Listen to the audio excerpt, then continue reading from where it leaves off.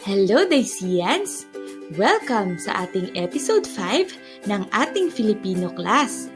Handa na ba kayong makinig? Halina at ating simulan. Ang pag-aaralan natin ngayon ay ang titik enye.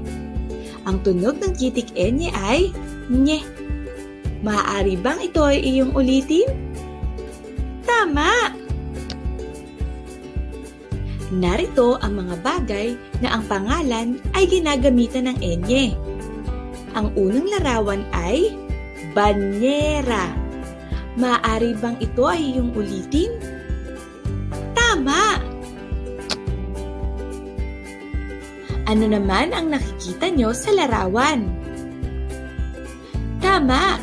Ito ay Santo Niño. Maaari bang ito ay iyong ulitin? Mahusay! Ang nasa larawan ay isang donya. Ang donya ay ginagamitan natin ng titik enye. Maaari bang ulitin mo ang salitang donya? Mahusay! Ang nasa larawan naman ay Malacanang. Dito makikita ang ating presidente. Maaari bang ulitin mo ang salitang Malacanang? Tama! Ang tawag naman sa larawang ito ay piñata. Ang piñata ay ginagamitan ng titik enye.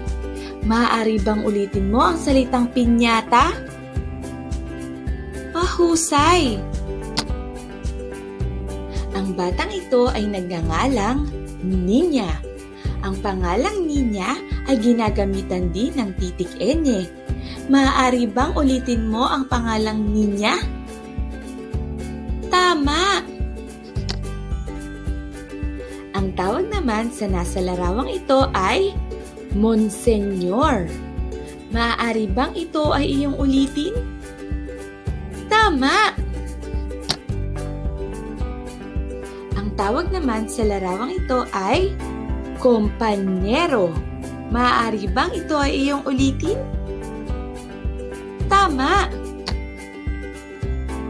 Ang larawang ito naman ay tinatawag na kastanyas. Maaari bang ito ay iyong ulitin? Tama!